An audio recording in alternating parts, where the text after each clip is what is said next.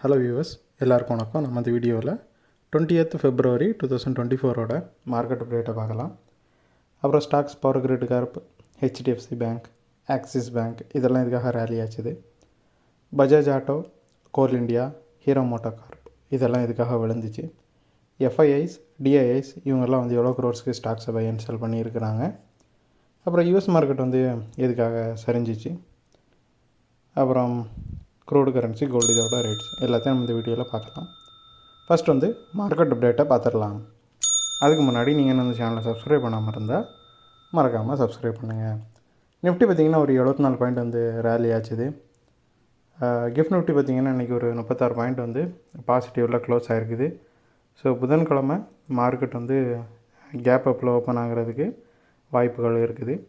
அது மட்டும் இல்லாமல் பேங்க் நிஃப்டி வந்து இன்றைக்கி ஒரு நல்ல ரேலி காட்டினதும் மார்க்கெட்டில் வந்து கொஞ்சமாக ஒரு புல்லிஷ்னஸ் வந்து தெரியுது.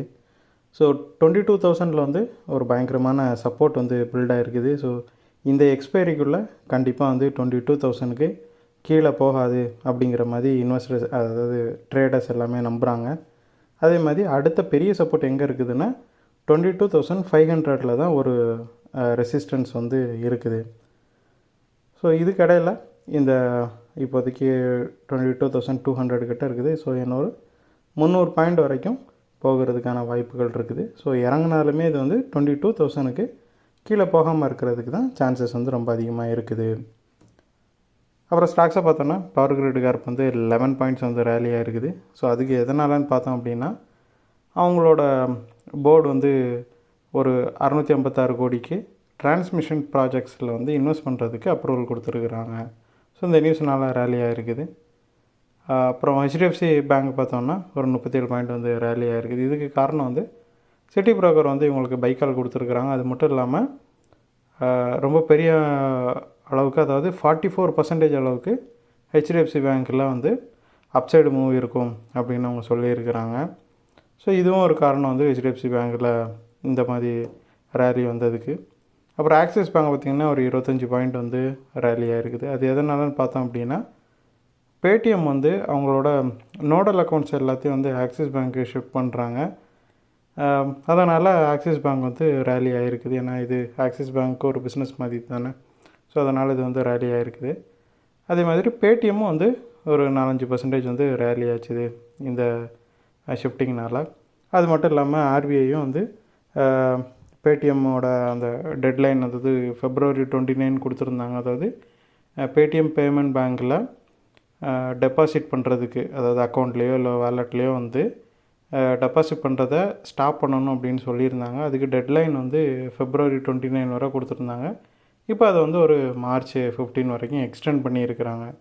அதனால் அது வந்து பேடிஎம்க்கு கொஞ்சம் பாசிட்டிவாக அமைஞ்சிச்சு. அப்புறம் பஜாஜ் ஆட்டோ பார்த்திங்கன்னா ஒரு 214 பாயிண்ட் வந்து விழுந்துச்சு. நேற்று எவ்வளோ ரேலி ஆச்சுது அதே மாதிரி ஏறக்குறைய இன்றைக்கி விழுந்துருக்குது பஜாஜ் ஆட்டோ. அது காரணம் வந்து ப்ராஃபிட் புக்கிங், அது 52 வீக் ஹையில் இருந்துச்சு, இப்போது விழுந்துருக்குது. அப்புறம் கோல் இண்டியாவை பார்த்தோம் அப்படின்னா ஒரு 14 பாயிண்ட் வந்து விழுந்துருக்குது. இதுக்கு முக்கியமான காரணம் வந்து ஆக்ஷன் ப்ரீமியம், அப்புறம் வந்து ப்ரொடக்ஷன் வந்து இந்த ஃபிஸ்கல் இயரில் வந்து ஒரு 10 மெட்ரிக் டன் வந்து கம்மியாக தான் இருக்கும், அதாவது டார்கெட்டோட அப்படின்னு சொல்லியிருந்தாங்கல்ல. ஸோ இந்த நியூஸஸ் ரெண்டுமே வந்து சேர்ந்து ஏற்கனவே கோல் இண்டியா பேரிஷாக தான் வச்சுருந்துச்சு. அது வந்து இன்னமும் ஃபாலோ ஆகிட்டுருக்குது இதே நியூஸஸ்னால். அப்புறம் வந்து ஹீரோ மோட்டோ கார்பை பார்த்தோம் அப்படின்னா ஒரு 189 பாயிண்ட் வந்து விழுந்துருக்குது. ஏறக்குறைய 4% கிட்ட விழுந்துருக்குது. இதுக்கு காரணம் வந்து ப்ராஃபிட் புக்கிங் மாதிரி தான் இருக்குது. அது வந்து 52 வீக் ஹை கிட்ட இருந்துச்சு, அப்போதைக்கு ஸ்லைட்டாக அது வந்து விழுந்துருக்குது.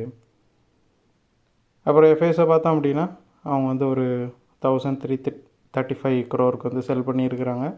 2வது கண்டினியூஸ் டேவாக செல் பண்ணுறாங்க. டிஐஎஸ் வந்து 1,491 crore பை பண்ணியிருக்கிறாங்க. இவங்க 7வது கண்டினியூஸ் டேவாக பை பண்ணிகிட்ருக்குறாங்க. அப்புறம் யூஎஸ் மார்க்கெட்டை பார்த்திங்க அப்படின்னா நெகட்டிவாக தான் இருந்துச்சு. நாஸ்டாக்லாம் வந்து 1% மேலே விழுந்துருந்துச்சு. ஸோ இதுக்கு ரீசன் பார்த்தோம் அப்படின்னா என்விடியா வந்து பயங்கரமாக ஃபால் ஆகிருக்குது. என்விடியாவோட ரிசல்ட் வந்து புதன்கிழமை வர மாதிரி இருக்குது. ஸோ அதுக்கு முன்னாடி ரொம்பவே ஃபாலாக இருக்குது. அதாவது என்விடியாவோட ரிசல்ட் வந்து மார்க்கெட் வந்து ரொம்ப அதிகமான அளவுக்கு எக்ஸ்பெக்ட் பண்ணுது, அந்தளவுக்கு இருக்காதோ அப்படிங்கிற மாதிரி இன்வெஸ்டர்ஸ் எல்லாம் ஃபீல் பண்ணுறாங்க. அதனால நிறைய பேர் வந்து பொசிஷன்ஸ் எல்லாம் க்ளோஸ் பண்ணிட்டாங்க. ஸோ அதனால் NVIDIA கொஞ்சமாக விழுந்துச்சு. அதோட இம்பேக்ட் தான் வந்து மார்க்கெட்டு இந்த அளவுக்கு விழுந்துச்சு. அது மட்டும் இல்லாமல் NVIDIA ஏன் இந்த அளவுக்கு விழுந்துச்சு அப்படிங்கிறதுக்கு இன்னொரு ரீசனும் சொல்லப்படுது. அதாவது என்னென்னா, சாஃப்ட் பேங்க் வந்து ஒரு $100 பில்லியன் அளவுக்கு ஃபண்ட் ரைஸ் பண்ணுறதுக்கு முயற்சி பண்ணிகிட்ருக்குறாங்க. அது எதுக்காகன்னு பார்த்தோம் அப்படின்னா, NVIDIAவுக்கு காம்படிஷனாக வந்து அவங்க ஒரு சிப் கம்பெனியை ஸ்டார்ட் பண்ணுறதா இருக்கிறாங்க. ஸோ இந்த நியூஸ் வந்து NVIDIAவுக்கும் கொஞ்சம் நெகட்டிவான நியூஸாக தான் பார்க்கப்படுது. அதனால் NVIDIA வந்து விழுந்துச்சு. ஸோ அது வந்து மார்க்கெட்டையே கொஞ்சம் சரிய வச்சிருச்சு.